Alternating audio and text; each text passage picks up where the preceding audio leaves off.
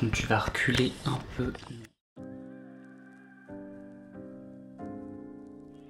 Salut tout le monde, j'espère que vous allez bien, je suis super content de vous retrouver dans cette vidéo aujourd'hui. Comme vous avez pu le voir dans le titre aujourd'hui, on se retrouve pour une vidéo astuces, petits trucs avant de partir en vacances à l'étranger. Parce que si vous partez en vacances en France et que vous êtes français, ça ne marche pas.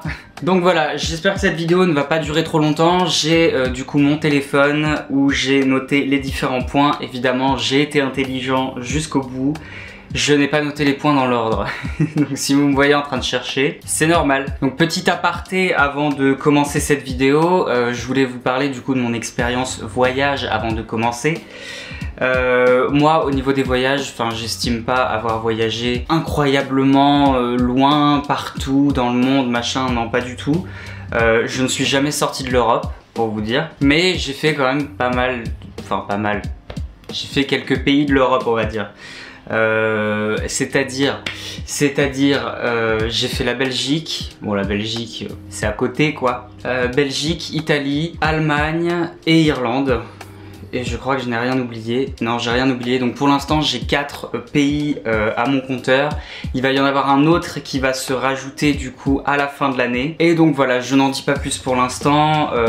J'en reparlerai peut-être au cours de la vidéo.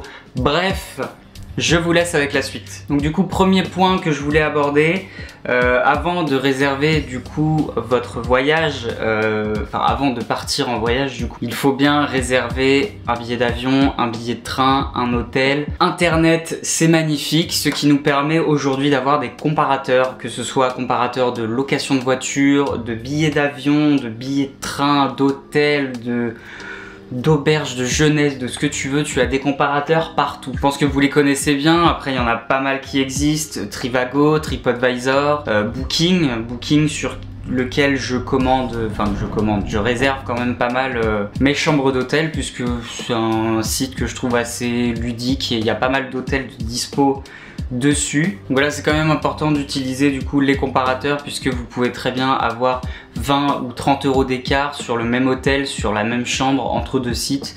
Et 20 ou 30 euros quand on part en vacances, bah c'est toujours ça quoi, ça paye le resto. Deuxième point qui n'est pas des moins importants, il est conseillé, alors après il me semble que j'ai déjà fait j'ai déjà fait le test, ça avait marché pour moi. Après paraîtrait-il que ça dépend des compagnies, ça dépend des destinations. Il paraîtrait qu'il faut au moins réserver 3 mois à l'avance son vol.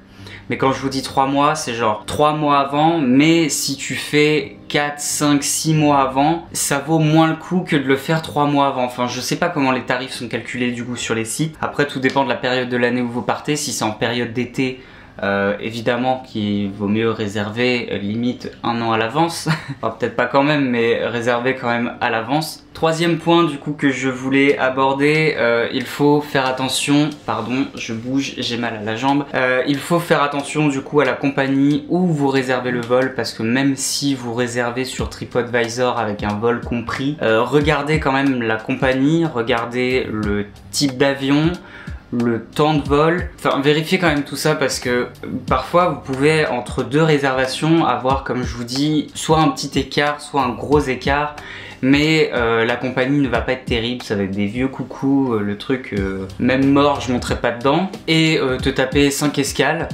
mais tu vas payer que 30 euros de moins. Donc franchement pour 30 euros te taper 2, 3, 4 escales. Quatrième point du coup que je voulais aborder, et ça on n'y pense pas assez souvent je pense, c'est se rendre tout simplement en fait sur le site du gouvernement donc français, et en fait vous sélectionnez après sur le site du gouvernement le pays dans lequel vous souhaitez vous rendre. Ça va vous renseigner au niveau des lois en vigueur là-bas, des petites choses qui changent par rapport à votre pays. Par exemple une loi, je sais pas, moi quand je suis parti en Allemagne, quand je suis arrivé, que je suis sorti de l'avion, que je suis sorti de l'aéroport, que je me suis allumé une clope, tout de suite un flic est venu me voir limite en m'engueulant. Moi je comprenais rien, je parle pas allemand. Et c'est suite à ça que j'ai appris qu'en fait en Allemagne tu n'as pas le droit de fumer dans les lieux publics. Tu as des genres de petits carrés jaunes sur le sol et tu dois rentrer dans ce carré si tu veux fumer. Tu n'as pas le droit de fumer à l'extérieur au risque de te prendre une amende. Et ça, si j'avais été sur le site, j'aurais pu le savoir. Bon, après, c'est pas non plus quelque chose d'incroyable, mais je sais par exemple que à Dubaï, si deux personnes ne sont pas mariées, qu'elles se tiennent la main dans un lieu public, dans la rue par exemple, c'est passible d'une peine de prison. C'est vraiment tout con, c'est des choses qui en France sont complètement banales. Mais dans d'autres pays, ça peut paraître, c'est même pas ça peut paraître, c'est intéressant. 5e point, du coup, je regarde un peu ce que j'avais marqué. Quelque chose de très important, bon après ça si vous partez en Europe c'est moins important, mais si vous partez vraiment dans des pays genre Thaïlande, Mexique, Brésil, ces choses-là, vérifiez bien à faire tous vos rappels de vaccins, puisque là par exemple, moi à la fin de l'année je pars en Grèce, et enfin plus précisément en Crète, et du coup je me suis renseigné par rapport à ça. Et il y a un vaccin à faire et cette maladie, ce truc n'existe pas en France. Donc c'est pour ça que c'est quand même important de faire vos rappels de vaccins ou de vous faire vacciner contre certaines choses avant de partir, parce que d'un pays à un autre, on n'a pas le même climat, on n'a pas les mêmes insectes, on n'a pas les mêmes animaux, donc tout est complètement différent. 6e point, je viens de le voir, je ne me rappelle plus ce que j'ai mis. Faites bien attention à la période de l'année où vous partez, renseignez-vous bien sur le pays, puisque encore une fois je vais parler de la Thaïlande, mais la Thaïlande au mois de juillet-août, c'est même pas la peine, on est à la saison de la mousson, il pleut 23h30 sur 24, donc c'est même pas la peine d'espérer passer de bonnes vacances là-bas en juillet-août. 7e point, pensez bien aussi avant de partir à regarder les coins sympas où vous pouvez aller. N'hésitez pas non plus à acheter les petits livres, je sais qu'il y en a beaucoup qui existent par rapport à ça. Je suis désolé, j'ai envie de roter.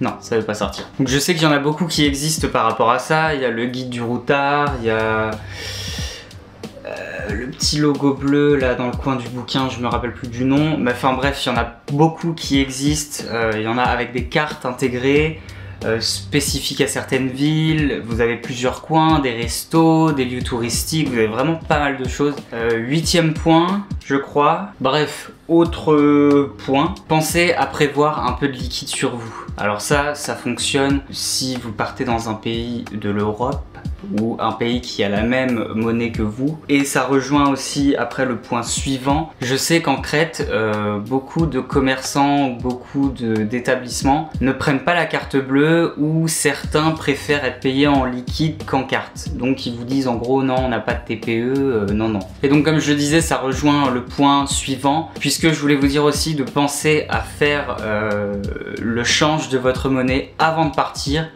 et en arrivant sur place.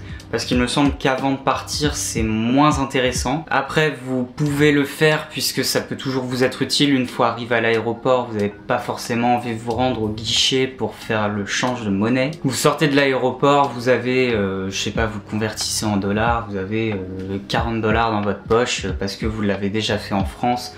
Bah voilà, ça vous permet de prendre le taxi à l'instant T et pas de faire la queue à un guichet alors que tu t'es tapé 14 heures d'avion quoi. Et enfin, dernier point de cette vidéo que je voulais aborder avec vous, pensez à faire une copie de vos documents. Alors une copie de vos documents, vous pouvez me dire oui d'accord, on les scanne, on les met dans le téléphone. Non, puisque la plupart du temps ton téléphone, ta tablette, tu l'as dans la poche, tu l'as avec tes papiers, ou bref, tu te fais voler ça. Moi ce que je fais à chaque fois que je pars, petite astuce, ce que je fais à chaque fois, je scanne du coup tous mes documents, donc qui sont toujours du coup stockés chez moi sur un disque dur. Comme ça je les ai toujours en informatique, même si un jour on me les demande, ça au moins je peux les envoyer en pièces jointes. Ce que je fais, c'est que je les mets du coup soit sur une carte SD, soit sur une clé USB, ce qui fonctionne pas mal. Voilà tout le monde, j'espère que cette vidéo vous a plu. N'hésitez pas à me le dire en commentaire. Si jamais j'ai oublié des astuces, que vous y repensez ou que voilà vous avez une autre expérience totalement différente de la mienne, n'hésitez pas à le dire, ça peut en aider beaucoup. Surtout là, on est déjà arrivé à la période des vacances. Donc il y a beaucoup de personnes qui vont partir, qui vont prendre l'avion, le bateau, le train. Donc voilà, ça peut être utile à tout le monde, donc n'hésitez pas à réagir dans les commentaires. Voilà tout le monde, je vous fais de gros bisous et je vous retrouve plus tard dans une prochaine vidéo. Bye!